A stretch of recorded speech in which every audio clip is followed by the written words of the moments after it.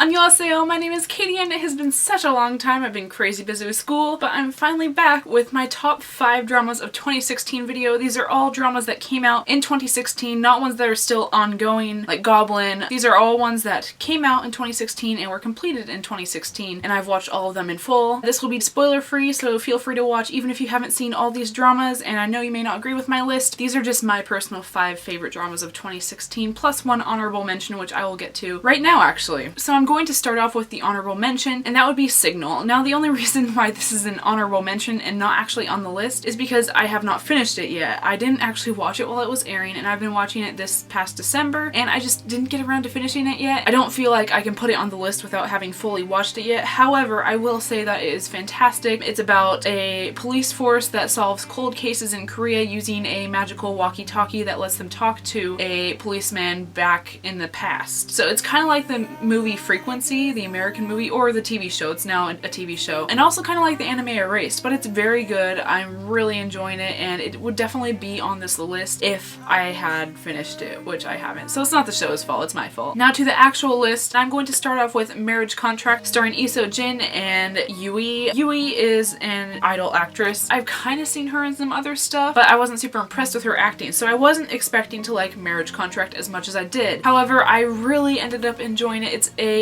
cliche show. I mean, it's called Marriage Contract, but it's about this woman with a terminal illness who ends up making a marriage contract with her boss in order to make sure her daughter has someone to take care of her and support her once she dies. So, you know, it sounds kind of depressing, but for a terminal illness drama, I didn't think this was as depressing as it could be, so that was actually a good thing. I like terminal illness dramas as long as they're not overly depressing. They can be well done, and then there's those that aren't so well done. However, Marriage Contract was very well done. They made use of the cliches in a very good way. The acting was superb, and the chemistry between the two leads was amazing, especially considering they have quite a bit of an age gap between the actors. They did very good. I loved the soundtrack. There was beautiful cinematography and beautiful scenery, and Marriage Contract just really took me by surprise. And it actually had the highest ratings for a marriage contract drama since Goom, or Princess Hours, and that's like a major classic. So it's a pretty big deal that this show broke that record. It did very well ratings wise, and it definitely deserved it. Next on my list is a cheesy rom-com, and that would be Shopping King Louie, starring Seo Eun-guk, Nam Ji-hyun, and Yoon Sang-hyun. You've probably actually seen him as Asuka in Secret Garden, or as the lawyer in I Hear Your Voice.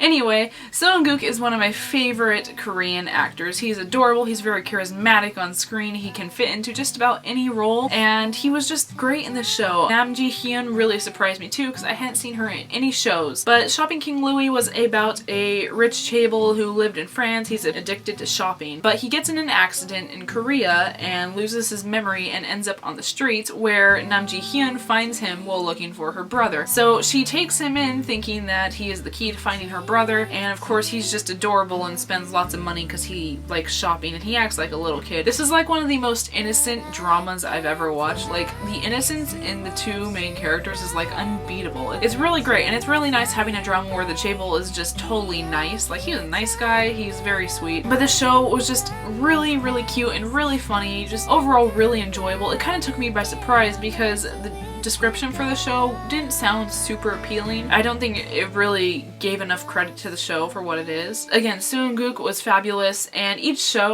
episode would be titled a song that was featured in the episodes. There was A Whole New World, My Way, just a ton of great songs, as well as the great original OST. This is just one of those shows where I really liked most of the characters. Actually, I pretty much liked all of them, even the villain. He wasn't one of those really scary, terrifying villains. It was more like a guy who made a mistake and was trying to cover it up, and he just kept getting thwarted by these two innocent people that had no idea what they were doing. So it was really funny, and I thought it was really good. Next on my list is Moon Lovers, or Scarlet Heart. This is actually a remake of a Chinese drama. I know some people don't know that. I haven't actually seen the original, so I'm just judging this show off of what it was. This stars Lee Jun-ki, who I absolutely loved. He's a great actor. He's fabulous.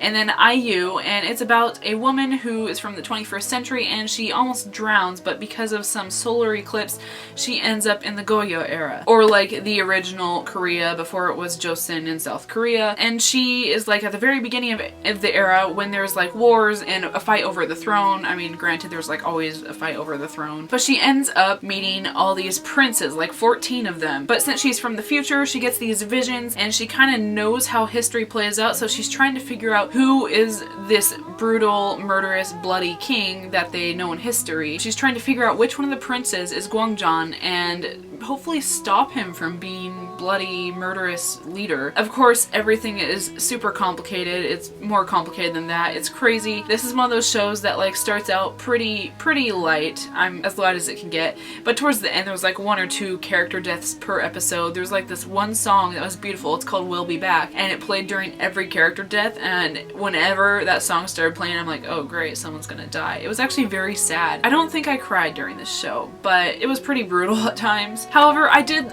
really enjoy it. I don't think I've seen IU in anything, but I have seen Lee Joon-ki in multiple shows. He's a fabulous actor. In this show, he was kind of like a historical Phantom of the Opera or Zuko, so that was really fun. And then the chemistry between IU and Lee Joon-ki was really great. I really enjoyed it, and I really enjoyed all the princes, even the ones that you didn't really like because they were kind of evil. I really enjoyed them because they were complicated, interesting characters, and the show did a really good job of it. And this was a very beautiful show, a lot of fan service with all the princes. They definitely got attractive actors, but also just the filming. There was a lot of close-up filming, which wouldn't really bother many people, but it just kind of really stood out to me that they got a lot of close-ups of IU's face, which was fine because she's very pretty. I would have liked a little more variation with the filming, but you know, it's not a big deal. I just really enjoyed the show overall. I thought the ending was actually realistic and very good. Kind of want a season 2. It's not gonna happen because it's South Korea and they rarely do season 2s. Kind of leaves you wanting a season 2. It was just very good overall. I really enjoyed Moon Lovers. It definitely got a lot of hype for good reason, and it's a very good historical drama. Next on my list should be no surprise. It's W2 World, starring Lee Jung-suk and Han Kyo-joo. Probably one of the craziest K-dramas I've ever watched. Maybe at this point people would consider it overhyped, but I really enjoyed it. It's the first drama in a long time that I watched that really had me thinking and talking to people about what they thought was going to happen next and all sorts of crazy things. Now this show is about a woman who is the daughter of a famous comic book artist. One day she gets sucked into the webtoon by the main character and saves his life. And from then on she gets sucked into the webtoon at random points and she doesn't know what the heck is going on. The webtoon kind of takes on a life of its own and they're just trying to stay alive and figure out how to defeat this crazy villain that of course was created by her father. It's just a crazy show. There were so many plot twists, so many things I didn't expect. 3-dimensional characters, just really enjoyable overall. It was to the point where so many little details would come into play that people were like making theories about certain characters being the villain just because of the color scheme of their wardrobe. Like it was that crazy. It was a wild ride watching W while it was airing because you'd wait each week and you had no idea what would be coming for you. It was just a really great show overall. I thought they put great thought into the little details. I mean, just the difference between the sets and the costumes in the comic book world and the real world. Granted, it did slow down a little bit towards the end, but not so much that it was a disappointing show by any means. But W was just very good. I loved the cinematography, I loved the sets,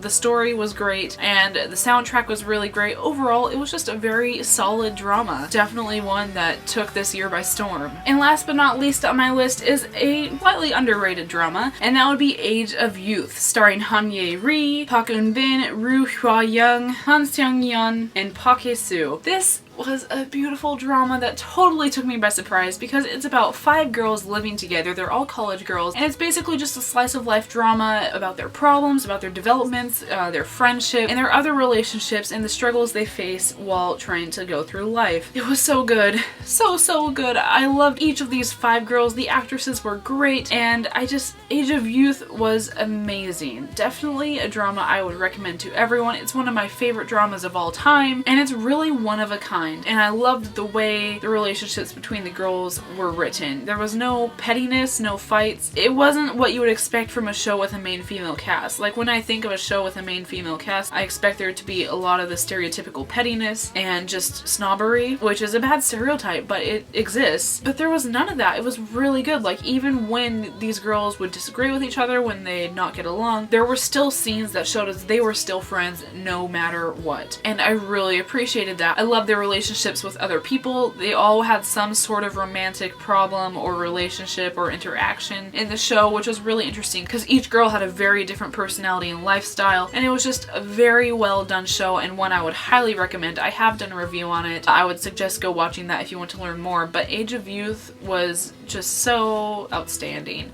I've heard it's a lot like Dear My Friends, which I did not get a chance to watch this year, unfortunately, because I heard it was amazing, and I'm sure it would be on this list if I'd watched it. I heard it's a lot like that, so if you like Dear My Friends, watch Age of Youth, definitely. And this is just a show I would highly recommend. It was so well done, so realistic in every aspect, and I absolutely adored it. It's only 12 episodes. I wish there was more. I would totally love getting a season 2 of this show because it was that good. Age of Youth is probably the top drama I watched this year. This list wasn't necessarily in order. Out of these 5 dramas, I think Age of Youth would top all of them. Anyway, that's it for my top 5 dramas of 2016 video. Happy New Year, by the way, and thank you so much for 300 subscribers. Hannah and I both really appreciate it.